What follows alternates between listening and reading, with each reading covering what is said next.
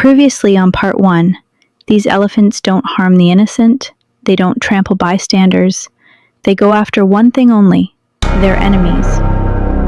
A trespasser in South Africa's Kruger National Park was cornered by a herd of elephants and crushed to death. His remains were eaten by lions. In India, an old woman was trampled twice in a single day. The elephant even crashed her funeral. In Malaysia, an elephant hurled itself into a train at 50 miles per hour, derailing it with its own body. In Chad, nighttime patrols live in fear as elephants strike back with precision, again and again. In Myanmar, villagers are attacked so often they now sleep in trees to survive. And in one case in Africa, an elephant lay in ambush for 2 whole days, then struck down a man with surgical accuracy. Precise revenge, never a coincidence. These attacks weren't random. Every person targeted had hurt an elephant and paid the price. The man crushed to death and eaten by lions in South Africa's Kruger National Park, he was a poacher. That night, he and others snuck into the park with rifles and machetes, hoping to kill elephants and cash in on ivory. Instead, he got crushed to death by a herd of elephants and never left the park alive. The old woman in India, trampled twice in one day, may have once joined others in chasing elephants away or throwing stones at them. That train in Malaysia, it had killed a baby elephant the day before.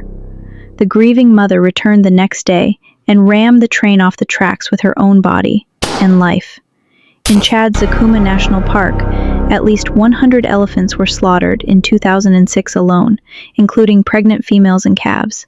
Since then, the herds have been striking back often, just for revenge, not randomly, but with coordination and intent. In one village in Myanmar, elephants attack year after year. Why? Because large-scale deforestation destroyed their habitat and wiped out their food sources. With nowhere to go, they wandered into human villages in search of crops to eat. But hunger soon turned into fury. As their forest homes vanished, so did their tolerance for humans. They don't just steal food anymore, they strike back. As for the man in Africa who was ambushed and stomped after 2 days, his neighbors say he had often whipped and harassed passing elephants before.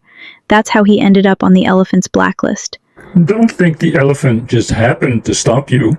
The truth is, yesterday you wronged him, and today was payday. What did humans do to elephants? In the past 100 years, global elephant populations have plummeted. In the early 20th century, Africa had over 20 million elephants. Now, only around 400,000 remain. As for Asian elephants, fewer than 50,000 are left today, a shocking 97% drop from a century ago. And the biggest reason behind this massacre? Ivory. In Africa, ivory is insanely profitable. Driven by greed, poachers have used machine guns to mow down entire herds, just to harvest more ivory faster. Some even fly in helicopters to extract tusks more efficiently. In Southeast Asia, ivory is carved into Buddha statues, chopsticks, and cigarette holders, sold as lucky charms for sky-high prices. On the Myanmar-Laos border, poachers kill elephants with poison-tipped arrows, then saw off their tusks with electric saws. Every year, an estimated 20,000 to 35,000 elephants are still killed by poachers. Many are mothers, slaughtered in front of their crying babies. Their bodies are bound, hoisted upside down, their tusks hacked out. Sometimes, half their face is gone. And the little ones? They scream in grief, helpless.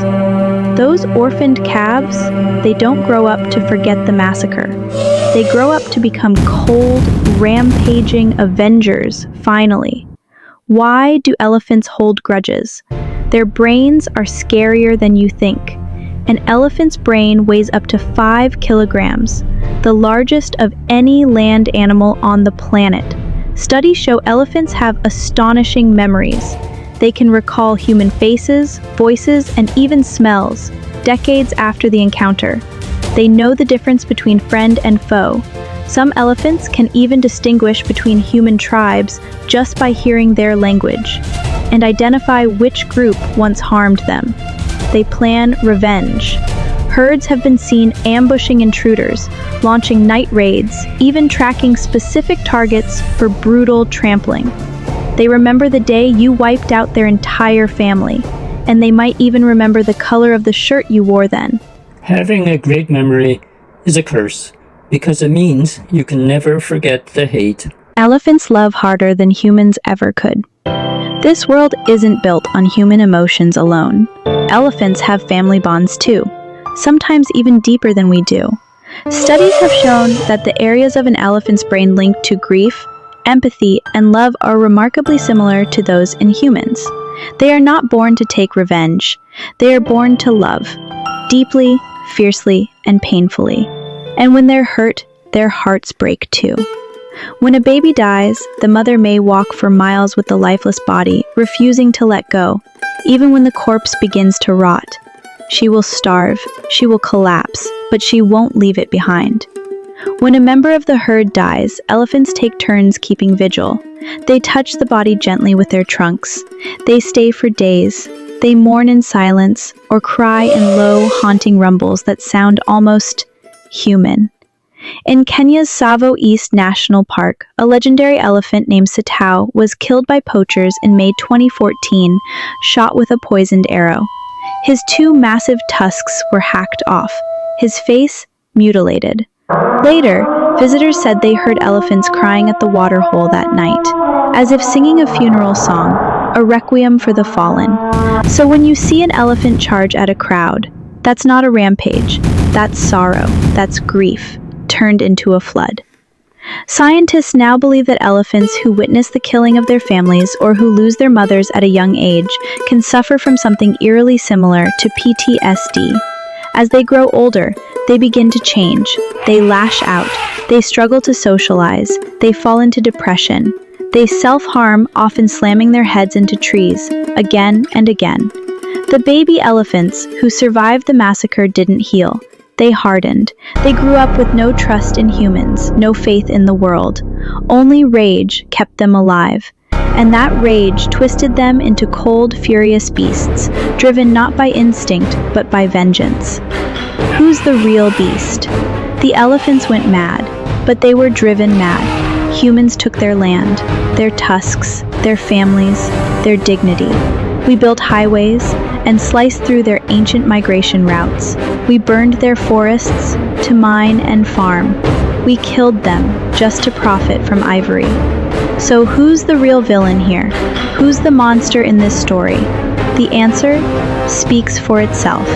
Maybe elephants shouldn't take revenge, but we should stop giving them a reason to.